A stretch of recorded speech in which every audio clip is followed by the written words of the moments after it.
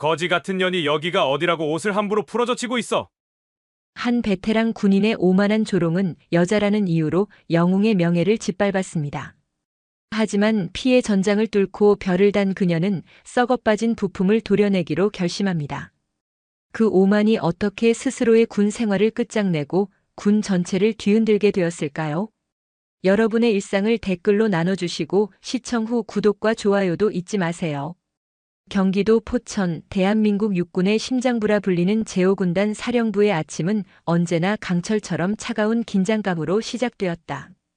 가을의 문턱을 넘은 아침 공기는 매서웠고 산자락을 휘감아 도는 바람은 군복의 옷깃을 파고들었다. 이곳은 휴전선과 가장 가까운 중부전선을 책임지는 최전방 부대 중 하나 승진부대라는 이름에 걸맞게 이곳을 거쳐간 수많은 지휘관들이 국방의 중추로 뻗어나갔다. 군단 인사참모 육군 대령 이강철은 자신의 집무실에 앉아 갓 내린 원두커피에 짙은 향을 음미하며 아침 업무를 시작했다. 그의 나이 48, 군에 몸을 담은 지 26해가 지나고 있었다. 비록 육사 출신은 아니었지만 그는 학사 장교로 임관한 뒤 오직 자신의 능력과 끈기로 이 자리까지 올라왔다. 그의 군 생활은 곧 그의 자부심이었고 스스로가 쌓아 올린 성벽이었다. 그 성벽 안에서 그는 언제나 옳았고 그의 판단은 곧 부대의 규율이었다. 대령님 들어오겠습니다. 노크 소리와 함께 작전처 소속의 최중령이 다급한 표정으로 들어왔다. 그의 손에는 방금 수신한 듯한 전문이 들려 있었다. 무슨 일인가, 최중령? 아침부터. 이강철은 커피잔을 천천히 내려놓으며 특유의 위험 있는 목소리로 물었다. 그의 목소리에는 연륜과 계급이 주는 무게감이 실려 있었다. 군단장님께서 교체되신다는 소식입니다. 그래, 김 장군님께서 국방부로 영전하신다는 소문은 들었네. 후임자는 정해졌나? 그게 방금 전문이 내려왔습니다. 최중령이 목소리를 낮추며 이강철의 책상으로 다가왔다. 그의 표정에는 당혹감과 흥분이 뒤섞여 있었다. 새 군단장님이 여군이시랍니다. 순간 이강철의 미간이 미세하게 좁혀졌다. 그는 자신의 귀를 의심했다. 뭐라고? 여군? 그것도 군단장으로? 예, 그렇습니다. 육군본부 정책실에서 오시는 한지수 중장님이시라고 합니다. 이강철은 등받이에 몸을 깊숙이 기댔다. 그의 얼굴에 스쳐 지나가는 감정은 단순한 놀라움이 아니었다. 그것은 불쾌감과 의구심 그리고 일말의 모욕감까지 뒤섞인 복잡한 것이었다. 여자라니. 그것도 삼성장군 군단장이라니. 참으로 세상 말세로군. 그의 머릿속에는 견고하게 자리 잡은 편견이 있었다. 여군은 전투부대의 지휘관이 될 수 없다는, 아니, 되어서는 안 된다는 신념에 가까운 생각이었다. 그에게 여군은 행정이나 보급, 간호와 같은 지원 병과의 장식품 같은 존재일 뿐이었다. 물론 시대가 변하고 여군의 역할이 확대되고 있다는 것은 알고 있었다. 국방일보나 뉴스에서 가끔 여성 전투기 조종사나 해군 함장의 이야기를 접하기도 했다. 하지만 그것은 어디까지나 보여주기식 홍보에 불과하다고 그는 굳게 믿고 있었다. 이건 정상이 아니야. 이강철이 나지막이 중얼거렸다. 그의 목소리는 분노로 희미하게 떨리고 있었다. 이건 군대에 대한 모독이야. 최전방 군단의 실전 경험도 없는 여자를 앉히다니.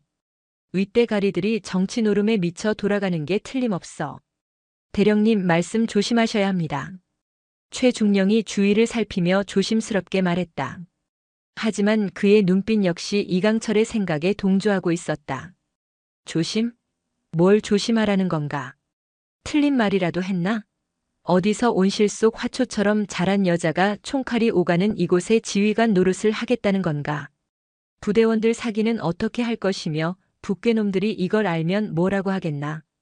대한민국 군대가 여자 치마폭에 쌓여 있다고 비웃지 않겠는가? 그의 말은 점점 거칠어졌다. 26해 동안 지켜온 군인으로서의 자부심에 깊은 상처를 입은 듯 했다. 자신이 목숨 바쳐 지키는 이 조직이 정치인들의 손에 놀아나는 장기판에 조리된 것만 같아 참을 수 없는 분노가 치밀었다. 그날 오후 군단 참모들 몇몇이 비공식적으로 모여 막걸리 잔을 기울였다. 당연하게도 화제는 새로운 군단장이었다. 정말 여군이 온답니까? 그것도 3스타로? 정보참모 박 대령이 믿을 수 없다는 듯이 물었다. 전문까지 내려왔으니 기정사실이지. 이강철이 막걸리 잔을 단숨에 비우며 퉁명스럽게 대답했다. 아무리 그래도 이건 좀 심한 거 아닙니까? 군대의 근간을 흔드는 일입니다. 군수참모 오대령도 거들었다. 요즘 여성 상위 시대라더니 군대까지 그 바람이 불어닥친 모양이야. 이러다 사단장, 연대장도 죄다 여자들로 채우는 거 아닌가 몰라. 누군가의 농담 섞인 말에 좌중은 씁쓸한 웃음을 터뜨렸다. 그들의 대화는 밤늦도록 이어졌다. 새로운 여성 군단장에 대한 조롱과 비아냥, 그리고 앞으로 닥쳐올 혼란에 대한 우려가 대부분이었다. 이강철은 그 대화의 중심에서 자신의 편견을 더욱 단단하게 굳혀갔다. 그는 확신했다. 이번 인사는 군의 전투력 강화와는 아무런 상관이 없는 오직 정치적인 계산과 보여주기식 행정의 결과물이라고. 그는 결코 절대로 그 여자의 지위를 인정할 수 없다고 다짐했다. 그녀가 스스로 물러나게 만들거나 혹은 그녀의 무능함을 만천하에 드러내어 군대에서 추방시켜야 한다고 생각했다. 그는 자신이 26해 동안 쌓아온 경험과 인맥, 그리고 군단 내에서의 영향력을 총동원해서라도 그녀를 몰아낼 계획을 세우기 시작했다. 그는 알지 못했다. 자신의 그 오만하고 굳건한 편견이 그의 인생을 송두리째 뒤흔들 거대한 폭풍의 서막이 될 것이라는 사실을. 그리고 곧 마주하게 될 그 여성이 자신이 상상조차 할 수 없는 깊이와 무게를 지닌 진짜 군인이라는 것을 전혀 예상하지 못했다. 그의 견고한 성벽에 작은 균열조차 없을 것이라 믿었던 그 오만한 자신감이 머지않아 산산조각 나게 될 운명이라는 것을. 신임 군단장의 부임식을 이틀 앞둔 화요일 오전, 제5군단 사령부 본관은 평소와 다른 분주함과 긴장감에 휩싸여 있었다. 복도 구석구석을 쓸고 닦는 병사들의 움직임은 부산했고 위병소의 경계 근무는 한층 강화되었다. 이강철 대령 역시 평소보다 일찍 출근해 각종 보고서를 점검하고 있었다. 새로운 지휘관이 부임하기 전 꼬투리 잡힐 만한 일은 하나도 만들고 싶지 않았다. 특히 인사참모로서 부대 내 인사 관련 서류들은 완벽하게 정리해 두어야 했다. 이번 주 장병 교육 훈련 계획서랑 하반기 진급 심사 대상자 명단 지금 바로 내 방으로 가져와. 군단장님 오시기 전에 미리 결제받아야 할 서류가 산더미란 말이다. 이강철은 부하 직원에게 날카롭게 지시했다. 그의 신경은 온통 새로운 군단장에게 쏠려 있었다. 어떤 여자일까? 히스테릭하고 까다로운 성격일까? 아니면 허수아비처럼 무능할까? 어느 쪽이든 상대하기 피곤한 것은 매한가지였다. 오전 10시가 조금 넘은 시각, 이강철은 긴급히 처리해야 할 결제 서류 뭉치를 들고 복도를 빠르게 걸었다. 새 군단장이 사용할 지휘관 대기실에서 최종 검토를 받아야 하는 중요한 문서들이었다. 부임식 전에 반드시 승인을 받아야만 하는 당장 내일부터 시행될 부대 운영 계획안이었다.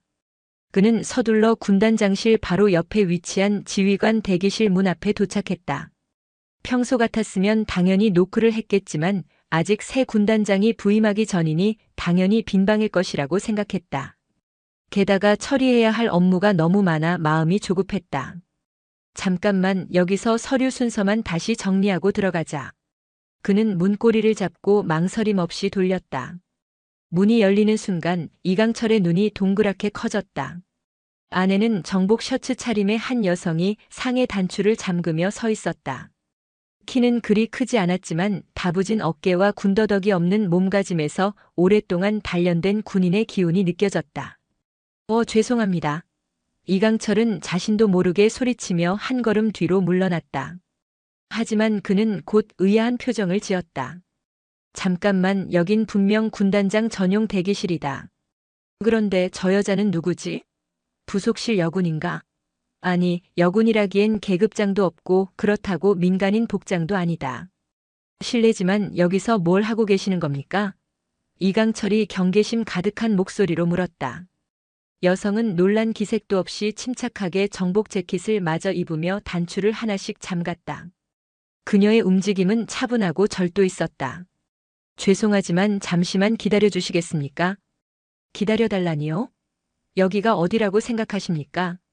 여긴 아무나 들어올 수 있는 곳이 아닙니다. 이강철의 목소리가 조금씩 높아졌다. 군단 핵심 시설에서 신원불명의 여성을 마주한 상황, 인사참모로서 그냥 넘어갈 수 없는 일이었다. 곧 회의가 있을 예정입니다. 여성이 조용히 대답했다.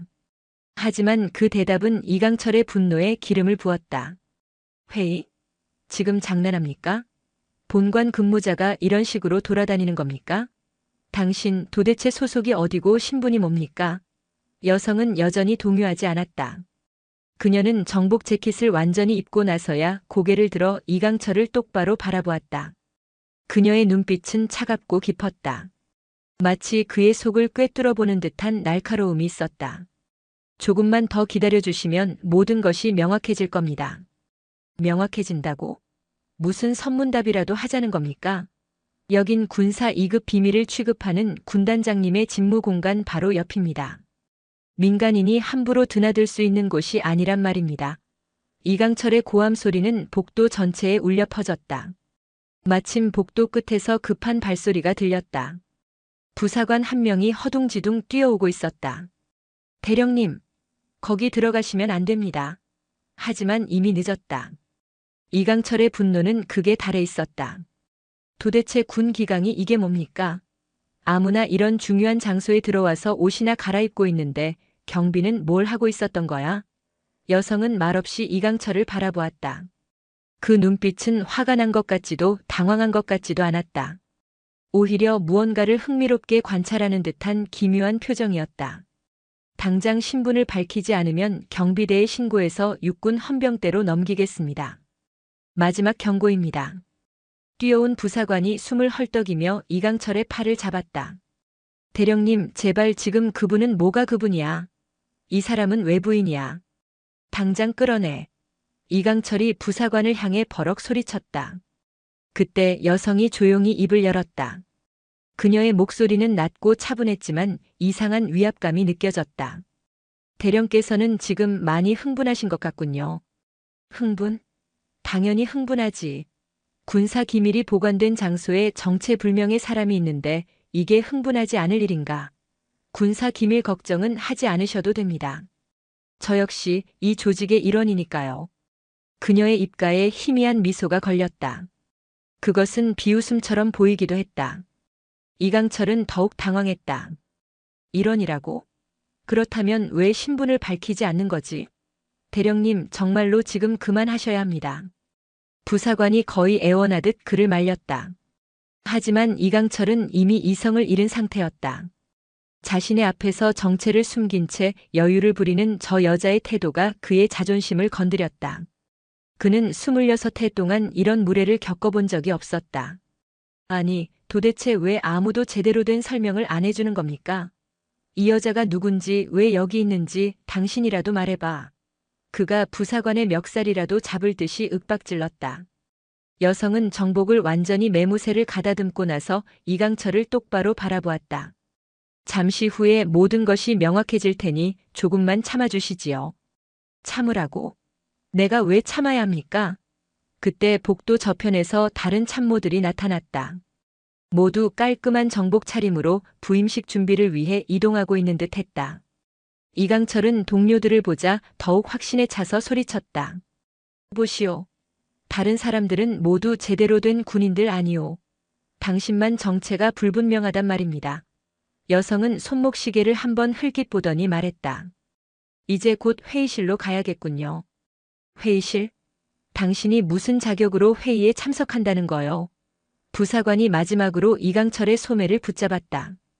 대령님, 제발 정말로 지금 멈추셔야 합니다. 하지만 이강철은 이미 돌이킬 수 없는 선을 넘고 있었다. 그의 오랜 편견과 순간의 오해가 만들어낸 분노는 눈덩이처럼 불어나 그의 눈을 가리고 있었다. 그리고 그는 곧 자신의 눈앞에 펼쳐질 충격적인 진실을, 그 진실이 자신의 군 생활을 어떻게 나락으로 떨어뜨릴지를 전혀 예상하지 못하고 있었다. 오전 11시 군단 작전회의실 앞 복도에는 각 부서의 참모들이 도열해 있었다. 모두 갓 다림질한 듯 반듯한 정복 차림으로 새 군단장과의 첫 대면을 긴장 속에서 기다리고 있었다. 이강철 대령 역시 서둘러 회의실로 향했다. 조금 전 대기실에서 벌어진 불미스러운 일 때문에 마음이 복잡했지만 일단은 눈앞의 업무에 집중해야 했다. 오늘 첫 회의니까 다들 긴장 풀고 평소 하던 대로만 합시다. 작전 참모 김 대령이 동료들을 독려하며 말했다. 이강철은 고개를 끄덕이며 회의 자료를 다시 한번 훑어보았다. 하지만 그의 머릿속은 온통 아까 그 정체불명의 여자에 대한 생각으로 가득 차 있었다. 도대체 누구였을까? 설마 국방부에서 나온 감찰관이라도 되는 걸까? 만약 그렇다면 시작부터 단단히 밉보인 셈이었다. 회의실 문이 열리고 부관이 나와 참모들의 입장을 알렸다. 각 부서 참모님들 입장하시기 바랍니다. 참모들이 하나둘씩 회의실 안으로 들어갔다. 길고 두꺼운 원목 테이블 주위로 의자들이 정갈하게 놓여 있었고 상석인 군단장 자리만 비어 있었다. 모두들 각자의 자리에 앉아 숨을 죽인 채 새로운 지휘관이 나타나기만을 기다렸다. 이강철은 자신의 자리에 앉으며 주위를 둘러보았다. 동료 참모들의 얼굴에도 긴장한 기색이 역력했다. 새로운 지휘관과의 첫 만남은 언제나 서먹하고 불편한 법이었다. 그때 회의실 뒤편의 문이 열렸다. 부관이 쩌렁쩌렁한 목소리로 외쳤다. 군단장님 입장하십니다. 모든 참모들이 반사적으로 자리에서 일어났다. 차렷! 하는 구령이 회의실의 공기를 가르자 모두가 꼿꼿한 자세로 서서 문 쪽을 바라보았다. 문이 완전히 열리고 완벽한 정복 차림의 한 인물이 안으로 들어섰다. 그 순간 이강철은 온몸에 피가 얼어붙는 듯한 충격을 느꼈다. 그의 눈앞에 서 있는 사람은 바로 1시간 전 대기실에서 그가 온갖 모욕적인 말을 퍼부었던 바로 그 여성이었다. 하지만 지금 그녀의 모습은 그때와 완전히 달랐다. 그녀의 단정한 정복 어깨 위에는 대한민국 육군 중장을 상징하는 3개의 별이 형광등 불빛을 받아 서늘하게 빛나고 있었다. 금빛으로 빛나는 별 3개가 그의 눈을 찔렀다. 이강철의 머릿속이 새하얗게 비워졌다. 제5군단장 육군 중장 한지수입니다. 그녀가 당당하고 힘있는 목소리로 자신을 소개했다. 모두 착석. 참모들이 일제히 의자에 앉았지만 이강철만은 여전히 그 자리에 못 박힌 듯 서 있었다. 다리에 힘이 풀려 주저앉을 수도 그렇다고 제대로 서 있을 수도 없었다. 온몸이 사시나무처럼 떨리기 시작했다. 한지수는 회의실을 천천히 둘러보다가 이강철에게 시선을 고정했다. 차갑고 날카로운 시선이었다.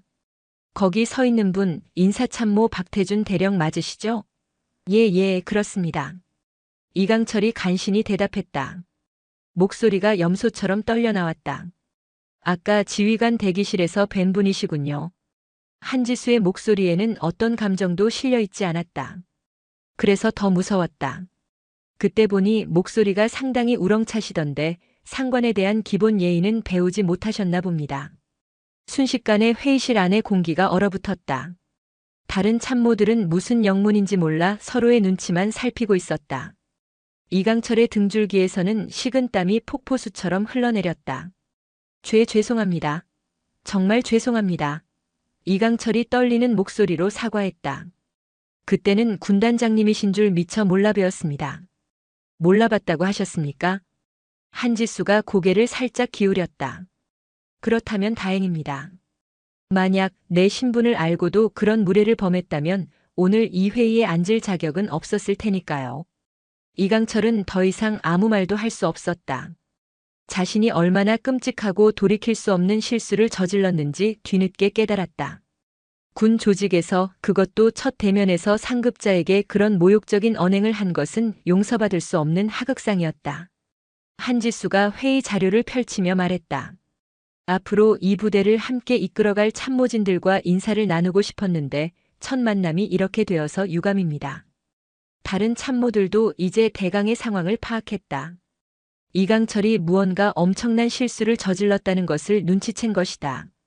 모두들 조심스러운 눈빛으로 이강철을 힐끔거렸다. 하지만 이미 벌어진 일이니 앞으로는 서로 존중하며 일해봅시다. 한지수가 다른 참모들을 둘러보며 말했다. 각자 자기소개 부탁드립니다. 작전 참모부터. 작전 참모를 시작으로 한 명씩 자기소개를 이어갔다. 마침내 이강철의 차례가 되자 회의실의 모든 시선이 그에게로 집중되었다. 이강철은 떨리는 목소리로, 거의 기어들어가는 목소리로 겨우 말했다. 인사참모부 대령 이강철입니다. 네, 알겠습니다. 한지수는 짧고 간단하게 대답했다. 더 이상 그에게 어떤 특별한 관심도 보이지 않았다. 그 무관심이 이강철에게는 더 큰 공포로 다가왔다. 회의가 진행되는 동안 이강철은 거의 입을 열지 못했다. 한지수는 각 부서별 현황을 날카롭게 점검하고 앞으로의 운영 방침을 명확하게 설명했다. 그녀의 지시는 논리정연했고 부대 상황에 대한 파악은 놀라울 정도로 정확했다. 평소 회의에서 가장 적극적으로 의견을 개진하고 다른 참모들의 의견을 주도하던 이강철이었지만 오늘 그는 완전히 위축되어 있었다. 이번 분기 장교 보수 교육 계획은 어떻게 되어 있습니까? 한지수가 인사참모의 업무에 대해 질문했다. 이강철이 더듬거리며 대답했다. 그게 현재 검토 중에 있습니다. 검토 중이라고 하셨는데 구체적인 진행 상황은 어떻습니까? 이전 계획 안의 문제점은 무엇이었고 개선 방향은 어떻게 잡고 있습니까? 이강철은 제대로 대답하지 못했다. 머릿속이 하얗게 변해 평소라면 줄줄 외웠을 업무 내용조차 제대로 정리되지 않았다. 결국 그의 옆에 앉아있던 부하 참모가 대신 일어나 상황을 설명해야 했다. 회의가 끝나자 참모들이 하나둘씩 자리를 떴다. 이강철도 쥐구멍에라도 숨고 싶은 심정으로 서둘러 자리에서 일어났지만 등 뒤에서 한지수의 차가운 목소리가 들려왔다. 이강철 대령, 잠시 남아 계시죠. 다른 참모들이 모두 빠져나간 뒤 넓은 회의실에는 이강철과 한지수 단둘만 남았다. 무거운 침묵이 흘렀다. 이강철은 차마 고개를 들지 못한 채 사형 선고를 기다리는 죄인처럼 서 있었다. 그의 군 생활 26해 동안 이토록 굴욕적이고 두려운 순간은 없었다. 오늘 일은 이번 한 번만 넘어가겠습니다. 한지수가 마침내 입을 열었다. 그녀의 목소리는 여전히 차분했지만 그 안에는 강철 같은 단호함이 서려 있었다. 이강철은 뜻밖의 말에 희미한 안도의 한숨을 내쉬려다 이어지는 그녀의 말에 다시 숨을 멈췄다. 하지만 앞으로는 실수하지 마십시오. 군인으로서 상관에 대한 기본적인 예의는 지켜주시기 바랍니다. 그리고 그녀는 잠시 말을 멈췄다. 이강철이 긴장하며 다음 말을 기다렸다. 대령의 그 낡고 편협한 생각이 다른 부대원들에게 전염되지 않도록 각별히 주의하십시오. 이곳은 당신의 아집을 펼치는 곳이 아니라 국가를 위해 헌신하는 군대입니다. 뼈를 때리는 듯한 질책이었다. 그녀는 이미 그의 속을 모두 꿰뚫어 보고 있었다. 감사합니다. 그리고 정말 죄송합니다. 이강철이 고개를 깊이 숙이며 사과했다. 하지만 그는 몰랐다. 이것이 끝이 아니라 이제부터가 진짜 시작이라는 것을. 그날 이후 이강철의 군 생활은 완전히 뒤바뀌었다. 이전까지 그는 군단 내에서 누구도 무시할 수 없는 실세 참모로 통했다. 하지만 이제 동료들조차 그를 슬금슬금 피하기 시작했다. 복도에서 마주치면 어색한 경례만 주고받을 뿐 예전처럼 편하게 농담을 건네거나 업무 협의를 하는 일은 사라졌다. 이 대령, 어제 회의는 어땠나? 작전 참모 김 대령이 조심스럽게 물어왔다. 이강철은 억지 웃음을 지으며 대답했다. 뭐 별거 있었겠나. 그냥 하던 대로 업무 보고했지. 하지만 실제로는 전혀 달랐다. 한지수는 이강철에게 직접적으로 질책하거나 불이익을 주지 않았다. 오히려 그녀는 더욱 교묘하고 치명적인 방식으로 그의 숨통을 조여오고 있었다. 보고 체계를 은근슬쩍 바꾸어 중요한 안건들은 다른 참모들을 통해 먼저 보고를 받았다. 이강철의 의견은 회의에서 거의 반영되지 않았고 그가 올린 서류들은 사소한 토시 하나까지 지적당하며 몇 번이고 반려되었다. 인사참모부에서 올린 하반기 부사관 훈련 계획안 전면 재검토해서 내일 오전까지 다시 제출하세요. 현장 상황이 전혀 반영되지 않은 탁상 공론에 불과합니다. 한지수가 모든 참모들이 모인 자리에서 차갑게 지시했다. 예, 알겠습니다. 이강철이 얼굴이 벌개진 채 고개를 숙였다. 속에서는 분노가 부글부글 끓어올랐다. 그 훈련 계획안은 지난 몇 주간 실무자들과 수십 번의 회의를 거쳐 만든 그 어떤 계획안보다 완벽하다고 자부했던 것이었다. 하지만 한지수는 유독 그의 업무에만 현미경을 들이대며 혹독한 잣대를 적용하고 있었다. 점심시간 이강철은 홀로 군내 식당 구석 자리에 앉아 밥을 먹었다. 예전 같으면 그의 주변으로 동료들이 구름처럼 몰려들어 함께 식사를 하며 담소를 나누었지만 이제는 아무도 그의 옆에 앉으려 하지 않았다. 모두들 새 군단장의 눈치를 보고 있는 것이었다. 참으로 기가 막힌 노릇이었다. 별 3개가 뭐라고 저렇게까지 설설 기어야 한단 말인가. 그때 옆 테이블에서 젊은 장교들이 나누는 대화 소리가 들려왔다. 새로 오신 군단장님 정말 대단하지 않습니까? 어제 작전 브리핑 들어보니까 전술적 식견이 장난이 아니시던데요. 맞아, 들리는 소문으로는 특전사 여군 대대 출신이라고 하던데. 실전 경험도 풍부하시고 카리스마가 장난 아니야. 이강철은 저도 모르게 귀를 기울였다. 한지수에 대한 소문들이 부대 내에 빠르게 퍼지고 있었다. 그리고 놀랍게도 그 평가는 대부분 긍정적이었다. 그런데 인사참모님은 요즘 좀 위태로워 보이시지 않아요? 군단장님께 단단히 찍히신 것 같던데. 한 장교가 작은 목소리로 말하자 다른 장교가 그의 옆구리를 찌르며 제지했다. 조심해.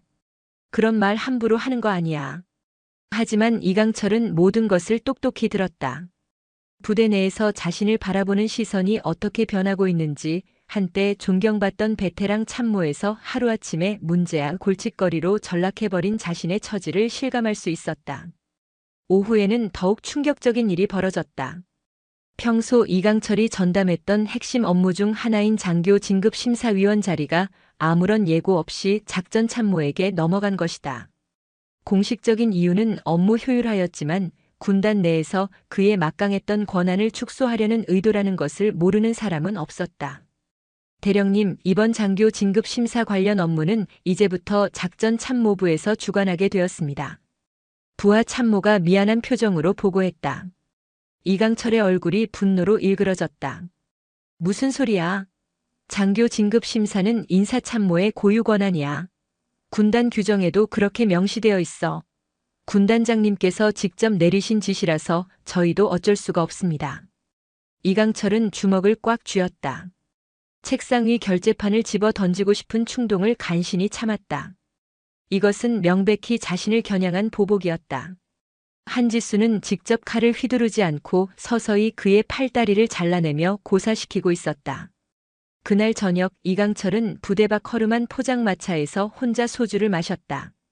쓴 소주가 목구멍을 타고 넘어갈 때마다 26해의 군 생활이 주마등처럼 스쳐 지나갔다. 내가 이 군대에서 어떻게 살아남았는데. 이강철이 술잔을 테이블에 내려치며 중얼거렸다. 계집 하나 때문에 내 모든 것이 무너져야 한단 말인가. 술이 들어가자 억눌렀던 불만과 분노가 본물 터지듯 쏟아져 나왔다. 별 3개? 웃기지 말라 그래. 어디서 정치질로 헬리콥터 타고 날아온 주제에 군인인 척하기는. 그의 목소리는 점점 커졌고 주변 손님들이 힐끔거렸지만 그는 아랑곳하지 않았다. 하지만 그는 몰랐다. 그 포장마차 가장 구석진 자리에 군단 소속의 한 부사관이 동료와 함께 술을 마시고 있다는 사실을. 그리고 그 부사관이 이강철의 말을 한마디도 빼놓지 않고 똑똑히 듣고 있었다는 것을. 이튿날 아침 그 내용은 즉시 보안 계통을 통해 한지수에게 보고되었다. 이강철 대령이 어젯밤 사석에서 군단장님에 대한 심각한 명예훼손 및 모욕적인 발언을 했다는 첩보가 입수되었습니다. 보안 참모의 보고를 받는 한지수의 표정에는 아무런 변화가 없었다. 그녀는 서류에서 눈을 떼지 않은 채 물었다. 구체적으로 어떤 내용이었습니까? 여성 군단장에 대한 비하 발언과 정치적인 배경으로 진급했다는 식의 유언비어를 유포했다고 합니다. 한지수는 잠시 펜을 멈췄다. 정확한 증언자가 있습니까? 예, 현장에 있던 우리 부대 소속 부사관이 직접 들었다고 합니다. 진술서도 확보했습니다. 한지수는 조용히 고개를 끄덕였다. 알겠습니다. 해당 내용을 육군본부 감찰실에 정식으로 이첩하도록 하세요. 이강철이 포장마차에서 쏟아냈던 분노의 말들이 보고된 지 사흘이 지난 금요일 아침 제5군단 사령부에는 평소와 다른 무거운 공기가 감돌았다. 이른 아침부터 본관 주차장에는 육군본부 마크가 선명한 낯선 세단 차량 여러 대가 들어섰고 정복 칼날같이 다려입은 헌병들이 삼엄한 경계를 펼쳤다. 저 사람들 누구지? 무슨 큰일이라도 났나? 복도를 지나던 한 장교가 동료에게 작은 목소리로 물었다. 육본 감찰실에서 나온 사람들이라던데. 분위기가 장난이 아니야. 다른 장교가 긴장한 표정으로 대답했다. 이강철은 평소처럼 9시에 출근했다. 사무실 문을 열고 들어가려는데 안에서 낯선 목소리들이 들려왔다. 이상하다 싶어 문을 살짝 열어보니 정복을 입은 낯선 군인 2명이 자신의 책상 서랍을 열어젖히고 서류들을 뒤지고 있었다. 지금 여기서 뭐 하시는 겁니까? 이강철이 놀라 소리치며 안으로 들어섰다. 그때 등 뒤에서 누군가가 그의 어깨를 툭 쳤다. 돌아보니 날카로운 눈매의 낯선 대령이 서 있었다. 당신이 이강철 대령이요? 그가 차가운 목소리로 물었다. 나는 육군본부 감찰실 감찰 1과장 정민호 대령이요. 이강철의 심장이 쿵 하고 바닥으로 떨어졌다. 감찰실이라는 말을 듣는 순간 온몸의 피가 차갑게 식는 것 같았다. 하지만 아직 구체적으로 무슨 일인지는 알 수 없었다. 감찰실에서 저에게 무슨 볼일이십니까? 이강철이 당황하며 물었다. 정민호 대령의 입에서 나온 말은 청천벽력과도 같았다. 이강철 대령, 당신을 상관 모욕 및 군 기강 문란 혐의로 긴급 체포합니다. 당신은 묵비권을 행사할 수 있으며 변호사를 선임할 권리가 있소. 체포라니요. 상관 모욕이라니 저는 그런 짓을 한 적이 없습니다. 며칠 전 부대 외부 민간 주점에서 현 군단장에 대한 심각한 수준의 모욕적인 발언을 한 혐의요. 증인과 증거는 이미 모두 확보된 상태입니다. 감찰관이 서류처를 펼쳐 보이며 설명했다. 그제야 이강철은 며칠 전 포장마차에서 술에 취해 내뱉었던 말들이 떠올랐다. 당시에는 그저 단순한 푸념, 술주정 정도로 생각했는데 그것이 이렇게 자신의 목에 칼을 겨눌 줄은 꿈에도 몰랐다. 그건 그냥 술김에 개인적인 의견을 말한 것뿐입니다. 이강철이 필사적으로 변명했다. 술을 마셨다고 해서 상관에 대한 모독이 정당화되지는 않소. 정민호 대령이 단호하게 말했다. 더군다나 현 지휘관에 대한 정치적 편견을 드러내고 허위 사실을 유포한 것은 군의 위계 질서를 뿌리부터 흔드는 매우 중대한 범죄 행위요. 이강철의 이마에서 굵은 땀방울이 흘러내렸다. 자신이 얼마나 끔찍한 실수를 저질렀는지, 그리고 그 배후에 한지수가 있다는 것을 이제야 깨달았다. 그녀는 자신을 용서한 것이 아니었다. 더 큰 올가미를 던지기 위해 잠시 기다렸을 뿐이었다. 조사실로 연행하시오. 감찰관의 지시에 헌병 2명이 다가와 이강철의 양팔을 붙잡았다. 그는 속수무책으로 끌려나갔다. 복도를 걸어가는 동안 수많은 부대원들의 시선이 그에게로 집중되었다. 동정, 경멸, 호기심 그리고 조롱이 섞인 눈빛들이 날카로운 파편처럼 그의 온몸에 박혔다. 26해 동안 쌓아온 그의 명예와 자존심이 그 짧은 복도를 걷는 동안 산산조각 나고 있었다. 육군본부 직할의 어둡고 차가운 조사실에서 혹독한 조사가 시작되었다. 감찰관들은 그날 밤 포장마차에서 했던 발언들을 녹음 파일까지 틀어주며 하나하나 확인했다. 계집 하나 때문에 내 군 생활이 무너져야겠냐, 정치질로 헬리콥터 타고 날아온 주제에 전부 본인이 한 발언 맞습니까? 감찰관이 날카롭게 추궁했다. 이강철은 더 이상 변명할 수 없었다. 술에 취해 내뱉은 말들은 명백한 증거가 되어 그의 숨통을 조여왔다. 그때는 감정적으로 격해서 감정적이라고 해서 군 기강을 무너뜨리는 발언이 용납될 수는 없습니다. 대령식이나 되신 분이 그런 기본적인 것도 모르십니까? 조사는 밤늦도록 계속되었다. 이강철은 점점 절망의 늪으로 빠져들었다. 아무리 변명하고 호소해봐도 자신이 저지른 잘못이 명백하다는 사실을 부인할 수 없었다. 며칠 후 그에 대한 징계위원회가 열렸고 결과는 가혹했다. 이강철 대령 현 보직에서 해임하고 강원도 최전방 GOP 인근의 예비전력관리연대장으로 전보 조치한다. 사실상의 좌천, 아니 군인으로서의 사형 선고나 다름없었다. 예비전력관리연대는 현역에서 물러난 장성들의 마지막 휴식처, 혹은 문제를 일으킨 장교들의 유배지로 불리는 곳이었다.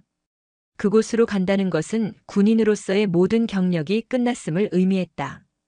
명령서를 받아든 이강철은 한참 동안 멍하니 서 있었다. 26해의 세월이 그 여자와의 단 한 번의 잘못된 만남으로 인해 물거품처럼 사라져버렸다. 전출 명령이 내려지고 일주일이 흘렀다. 이강철에게 남은 시간은 이제 일주일뿐이었다. 그의 사무실은 이미 짐을 싸기 시작한 상자들로 어수선했다. 26년간 몸담았던 제오군단, 그의 청춘과 자부심이 모두 녹아있는 이곳을 이렇게 초라하게 떠나게 될 줄은 꿈에도 몰랐다. 후임자에게 업무를 인계하는 과정은 고역이었다. 한때 그의 부하였던 이들이 이제는 그를 동정하거나 혹은 은근히 무시하는 시선으로 바라보는 것을 견디기 힘들었다. 대령님, 이 서류는 어떻게 처리할까요? 부하의 질문에 그는 힘없이 대답했다. 알아서 하게. 모든 의욕을 잃어버린 그는 살아있는 시체나 다름없었다. 전출을 사흘 앞둔 어느 오후 이강철은 마지막 업무 정리를 위해 본관 지하에 위치한 기록실로 향했다. 후임자에게 인계할 자료들 중에 과거 군단에서 시행했던 주요 훈련 기록들을 찾아야 했기 때문이었다. 기록실은 평소 사람들의 발길이 닿지 않는 곳이라 서늘하고 퀴퀴한 먼지 냄새가 진동했다. 10년 전 대침투 훈련 자료가 어디 있더라. 이강철은 혼자 중얼거리며 빽빽하게 들어찬 서가 사이를 헤매고 다녔다. 오래된 파일철과 누렇게 변색된 상자들이 끝도 없이 쌓여 있었다.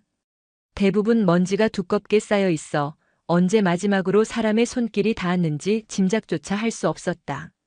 그는 한 칸씩 파일을 뒤지며 필요한 자료를 찾고 있었다. 그때 한쪽 벽면을 가득 채운 낡은 액자들이 눈에 들어왔다. 군단의 역사를 담은 오래된 사진들이었다. 대부분 색이 발해 세월의 흔적을 고스란히 보여주고 있었다. 이강철은 무심코 액자들을 하나씩 살펴보기 시작했다. 그러다 그의 시선이 한 액자에 멎었다. 해외 파병 특수임무단 이라크 자이툰 부대. 그는 액자 아래쪽에 적힌 작은 명패를 읽었다. 사진 속에는 사막의 모래바람을 배경으로 검게 그을린 얼굴의 군인들이 서 있었다. 배경으로는 총탄 자국이 선명한 폐허가 된 건물이 보였다. 전쟁터의 살벌한 긴장감이 사진을 뚫고 그대로 전해지는 듯 했다. 이강철은 사진 속 인물들을 하나씩 자세히 뜯어보았다. 대부분 건장한 체격의 남성 군인들이었는데 그들 한가운데에 유일하게 한 명의 여성이 서 있었다. 키는 그리 크지 않았지만 사막의 태양보다 더 뜨겁고 강렬한 눈빛을 하고 있었다. 이 사람이 이강철은 눈을 비비고 사진을 더 가까이 들여다보았다. 그의 심장이 거세게 뛰기 시작했다. 그 여성은 다름 아닌 한지수였다. 지금보다 훨씬 젊고 앳된 모습이었지만 그 얼음장같이 차갑고 날카로운 눈빛과 당당한 자세는 지금과 똑같았다. 사진 속 그녀는 부하들을 이끄는 지휘관의 모습 그 자체였다. 이강철은 액자 옆에 붙어있는 더 자세한 설명을 읽기 시작했다. 이라크 파병 제1진 특수임무대대 작전과장 윤서연 소령. 현지 무장 세력과의 교전 12회, 아군 피해 전무. 특히 사막의 여우 작전에서 적의 기지를 야간 기습하여 피랍된 다국적군 5명을 전원 무사히 구출하는 데 결정적인 공을 세움. 이강철의 입이 떡 벌어졌다. 한지수가 단순한 행정장교나 정책통이 아니라 실제로 피와 총탄이 오가는 전쟁터에서 싸운 진짜 전투군인이었다는 사실을 처음 알게 된 것이다. 그의 손이 희미하게 떨리기 시작했다. 설명은 계속 이어졌다. 다른 액자에는 소말리아 해적으로부터 우리 선박을 구출한 청해부대의 사진이 걸려 있었다. 아덴만 여명작전 제2팀 돌격팀장 윤서현 중령. 인질 구출 작전 최선봉에서 팀을 지휘 해적 5명 사살 8명 생포. 인질 21명 전원 구출. 사진 속 한지수는 해군 함정 갑판 위에서 얼굴에 위장크림을 바른 채 작전 지시를 내리고 있었다. 그녀의 주변에 있던 UDT실 대원들이 모두 절대적인 신뢰의 눈빛으로 그녀의 말에 집중하고 있는 모습이었다. 이강철은 거대한 망치로 머리를 얻어맞은 듯한 충격을 받았다. 자신이 그동안 얼마나 어리석고 편협한 생각에 사로잡혀 있었는지 깨닫기 시작했다. 그녀는 정치적 배경으로 별을 단 온실 속 화초가 아니었다. 목숨을 걸고 수많은 실전과 작전을 거치며 스스로의 능력으로 실력을 증명하고 피와 땀으로 별을 쟁취한 진짜 군인이었다. 마지막 액자에는 707 특수임무대대에서 훈련하는 모습이 담겨 있었다.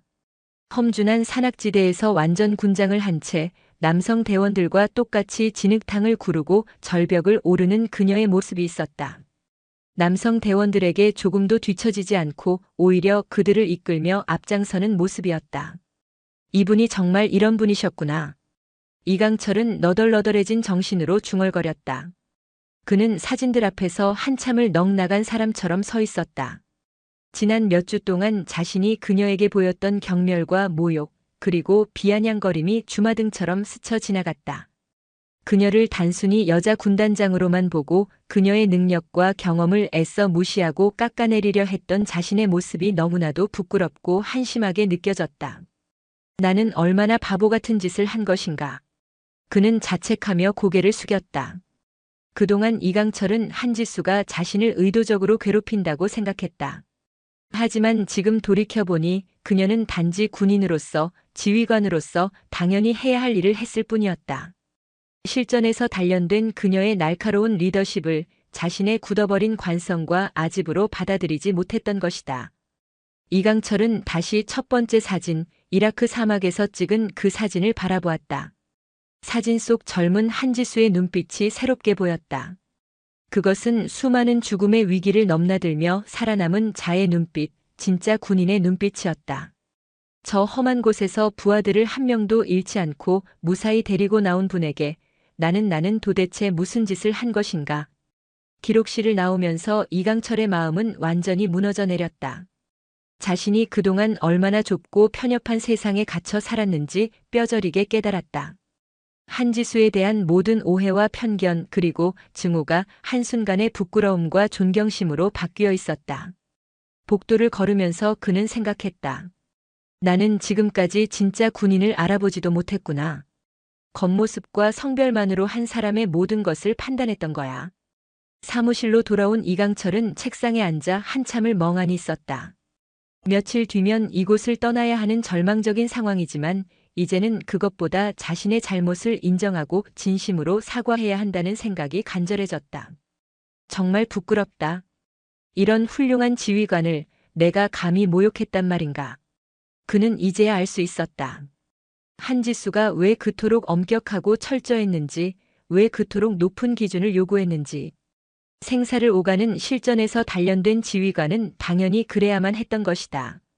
하지만 이미 모든 것은 너무 늦어버렸다. 전출 명령은 번복될 수 없었고 그의 군 생활도 사실상 끝이 난 상태였다. 그래도 이강철은 마지막으로 자신이 할 수 있는 일이 딱 하나 남아있다고 생각했다.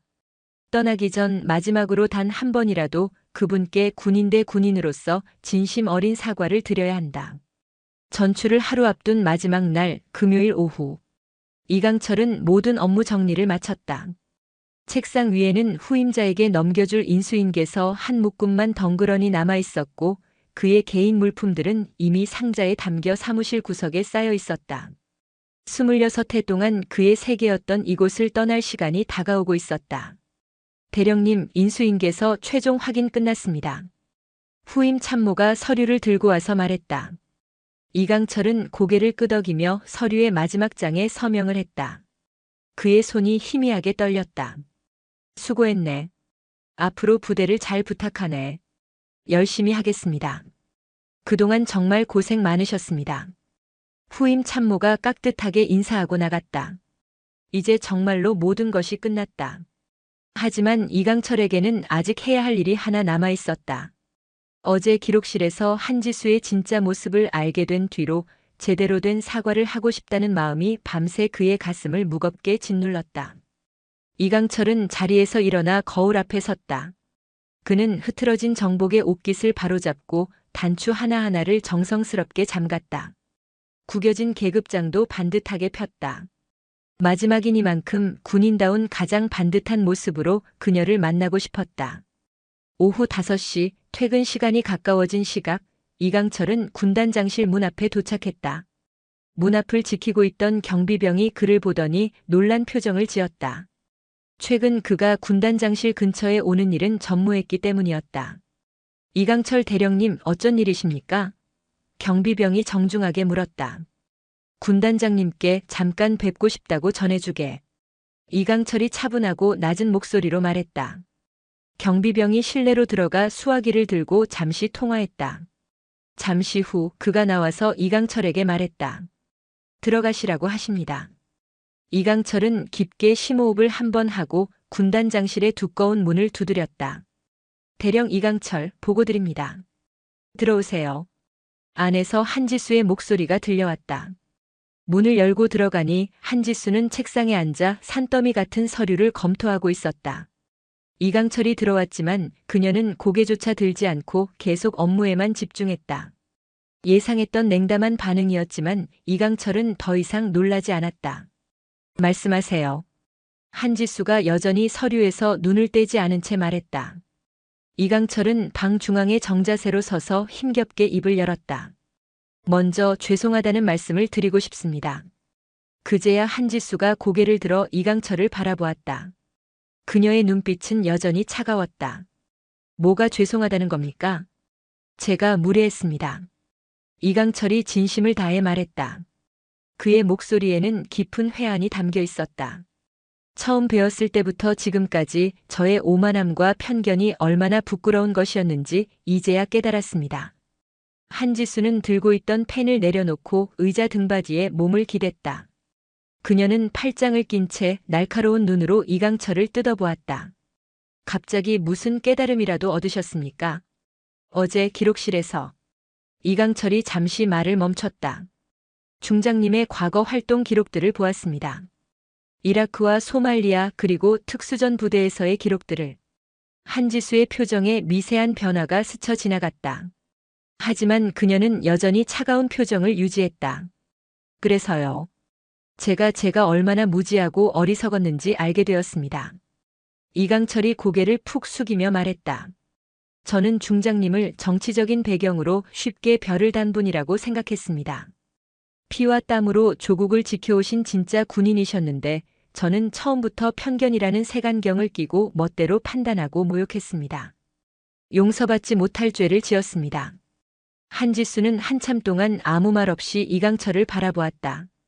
방 안에는 무거운 침묵만이 흘렀다. 당신은 처음부터 나를 군인으로 보지 않았어요. 마침내 그녀가 입을 열었다. 그저 여자로만 봤지. 그 말이 비수처럼 이강철의 가슴을 찔렀다. 너무나도 정확한 지적이었다. 맞습니다. 제가 틀렸습니다. 26해 동안 군복을 입고 살아왔으면서 동료 군인의 진짜 모습을 알아보지 못했다는 것이 더 큰 문제입니다. 한지수가 냉정하게 말했다. 이강철은 아무런 변명도 할 수 없었다.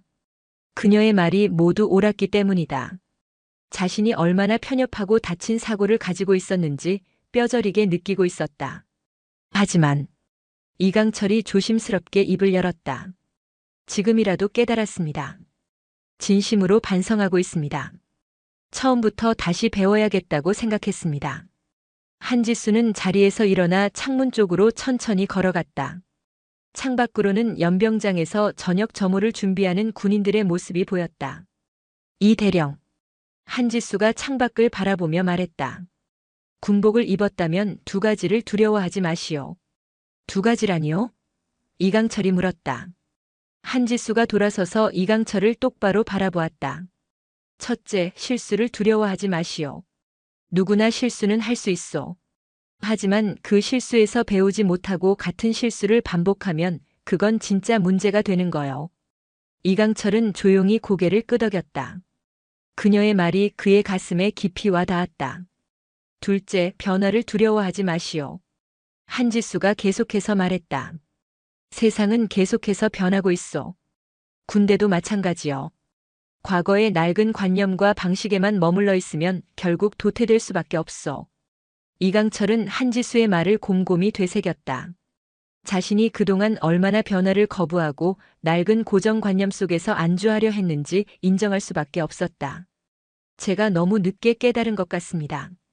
이강철이 깊은 한숨을 내쉬며 말했다. 늦었다고 생각하지 마시오. 한지수가 의외로 따뜻한 목소리로 말했다. 중요한 건 깨달았다는 것 그 자체요. 앞으로라도 제대로 하면 돼요. 그 순간 이강철의 눈시울이 뜨겁게 붉어졌다. 자신 같은 사람에게도 다시 한번 기회를 주는 듯한 그녀의 넓은 마음에 깊은 감동을 느꼈다. 감사합니다. 정말 감사합니다. 이강철이 떨리는 목소리로 말했다. 한지수는 다시 자리로 돌아와 앉았다. 새로운 부대에 가서도 잘하시기 바랍니다. 거기서는 처음부터 다시 시작할 수 있을 거요. 이강철은 정자세로 서서 자신의 군 생활을 통틀어 가장 진심을 담은 거수 경례를 했다. 승진. 한지수도 자리에서 일어나 그의 경례를 받았다. 수고하셨습니다. 이강철이 문 쪽으로 향하려는데 한지수가 다시 그를 불렀다. 이 대령. 이강철이 돌아보니 한지수의 입가에 희미한 미소가 걸려 있었다. 그가 처음으로 보는 따뜻한 표정이었다. 군인은 계급이 아니라 마음가짐이 만드는 것 같소. 이강철은 깊게 고개를 숙였다. 그리고 마지막으로 한 번 더 경례를 하고 군단장실을 나왔다. 복도를 걸으면서 이강철은 생각했다. 비록 나는 이곳을 떠나지만 오늘 배운 것은 평생 잊지 않겠다고. 군인으로서의 삶은 끝났을지 몰라도 인간으로서의 새로운 삶은 이제부터 시작이라고. 그로부터 석 달의 시간이 흘렀다. 혹독했던 겨울이 지나고 따스한 봄 기운이 완연한 4월의 어느 날 제5군단 본부 대강당에서는 특별한 행사가 열리고 있었다. 상호 존중의 병영 문화, 우리가 만들어갑니다라는 현수막이 걸린 강당 안에는 각 부서의 지휘관과 참모 그리고 초급 간부들이 빼곡히 앉아 있었다. 이날 교육은 한지수 중장이 직접 기획하고 진행하는 전군 최초의 성인지 감수성 및 리더십 교육이었다. 연단 위에는 깔끔한 정복 차림의 한지수가 서 있었다. 그녀는 당당하고 품격 있는 모습으로 강연을 준비하고 있었다. 오늘 이 자리에 모인 여러분과 함께 진정한 리더십이란 무엇인가에 대해 이야기하고 싶습니다. 한지수가 마이크를 잡고 말문을 열었다. 그녀의 목소리는 차분했지만 강당을 가득 채우는 힘이 있었다. 청중들은 모두 숨을 죽인 채 그녀의 말에 귀를 기울였다. 지난 몇 달 동안 부대원들은 한지수의 리더십을 직접 경험했다. 그녀는 불필요한 관행과 권위주의를 타파하고 오직 실력과 합리적인 소통으로 부대를 이끌었다. 처음에는 의구심을 품었던 사람들조차 이제는 그녀를 진심으로 존경하고 따르고 있었다. 진정한 리더십은 더 높은 계급에서 나오는 것이 아닙니다. 한지수가 계속해서 말했다. 그것은 상대를 존중하는 마음에서 시작되는 것입니다. 성별, 출신, 계급을 떠나 서로를 동료이자 전우로서 인정하고 존중할 때 비로소 진짜 팀워크가 생겨나고 우리 군은 더욱 강해질 수 있습니다. 강당 맨 뒤쪽 가장 구석진 자리에 한 사람이 조용히 앉아 있었다. 예비전력관리연대에서 민간인 신분으로 교육을 담당하게 된 이강철이었다. 그는 오늘 교육에 특별 초청을 받아 이 자리에 참석했다. 그의 모습은 석 달 전과는 완전히 달라져 있었다. 예전처럼 오만하고 불만 가득한 표정은 사라지고 겸손하고 진지한 모습으로 연단 위를 응시하고 있었다. 지난 몇 달 동안 그는 자신을 끊임없이 되돌아보며 많은 변화를 겪었다. 편견은 우리가 진실을 보는 것을 방해하는 가장 무서운 적입니다. 한지수의 목소리가 강당에 울려 퍼졌다. 겉모습이나 선입견으로 사람을 판단하면 그 사람의 진짜 능력과 가치를 놓치게 됩니다. 그것은 조직 전체의 크나큰 손실입니다. 이강철은 그 말을 들으며 조용히 고개를 끄덕였다. 바로 자신이 저질렀던 끔찍한 실수였다. 한지수를 처음 보았을 때 그녀의 군인으로서의 모습이 아닌 여자라는 껍데기에만 집중해서 그녀의 진정한 가치를 알아보지 못했던 것이다. 한지수는 자신의 개인적인 경험을 이야기하기 시작했다. 제가 처음 군에 입대했을 때 여성이라는 이유로 수많은 편견과 차별에 부딪혀야 했습니다. 하지만 저는 그런 시련들 앞에서 좌절하지 않았습니다. 오히려 저를 더욱 강하게 단련시키는 계기로 삼았습니다. 그리고 굳게 다짐했습니다. 내가 지휘관이 되면 나처럼 억울한 경험을 하는 사람이 단 한 명도 없는 부대를 만들겠다고 말입니다. 이강철은 그녀의 말을 들으며 가슴이 아려왔다. 자신 역시 그녀에게 그런 편견의 칼날을 휘둘렀던 가해자 중 한 명이었기 때문이었다. 그녀가 얼마나 많은 어려움과 외로운 싸움을 겪으며 지금의 자리까지 왔을지 생각하니 다시 한번 부끄러움이 밀려왔다. 강연이 끝나갈 무렵 한지수는 마지막 메시지를 전했다. 여러분, 우리 모두는 이 나라를 지키는 소중한 전우입니다. 성별이나 출신, 계급에 상관없이 우리 모두는 존경받아야 마땅한 대한민국의 군인입니다. 그런 마음으로 서로를 대한다면 우리 제오군단은, 나아가 우리 대한민국 육군은 세계 최강의 군대가 될 수 있을 것이라 확신합니다. 강연이 끝나자 강당 안의 모든 청중들이 일제히 일어나 뜨거운 박수를 쏟아냈다. 그것은 진심에서 우러나온 감동의 박수였다. 이강철도 자리에서 일어나 힘껏 박수를 쳤다. 그리고 그는 자신도 모르게 반듯한 자세로 거수 경례를 했다. 연단 위에 한지수는 청중들을 둘러보다가 맨 뒤에서 경례를 하고 있는 이강철과 눈이 마주쳤다. 이강철이 진심으로 경례하는 모습을 보고 한지수도 희미한 미소와 함께 고개를 끄덕이며 답례했다. 그 짧은 순간 두 사람 사이에는 말로 다할 수 없는 이해와 용서, 그리고 존중의 마음이 오갔다. 교육이 끝난 후 이강철은 강당을 나서며 따스한 봄 햇살 아래 하늘을 올려다보았다. 불과 몇 달 전 절망의 나락에 떨어졌던 자신의 모습과 지금을 비교해보니 정말 많은 것이 달라졌다는 것을 느꼈다. 그는 모든 것을 잃었지만 동시에 더 소중한 것을 얻었다. 그날 이후 제오군단에는 조용하지만 의미 있는 변화의 바람이 불기 시작했다. 회의실에서는 계급에 상관없이 자유롭게 의견을 나누는 분위기가 만들어졌고, 여군 장병들은 더 이상 눈치를 보지 않고 자신의 능력을 마음껏 펼칠 수 있게 되었다. 그리고 이강철은 예비전력관리연대에서 젊은 예비군들과 신임 간부들에게 자신이 얻은 값진 깨달음을 가르치고 있었다. 특히 편견과 차별 없는 조직 문화를 만드는 일에 그 누구보다 앞장서고 있었다. 한지수는 계속해서 제오군단을 이끌며 모든 장병들에게 존경받는 지휘관으로 굳건히 자리매김했다. 그녀의 리더십 아래 부대는 그 어느 때보다 단단하고 따뜻한 공동체가 되어갔다. 비록 두 사람이 함께 근무하지는 않았지만 그들은 각자의 자리에서 같은 목표를 향해 나아가고 있었다. 더 강하고 더 정의로운 대한민국 육군을 만들기 위해.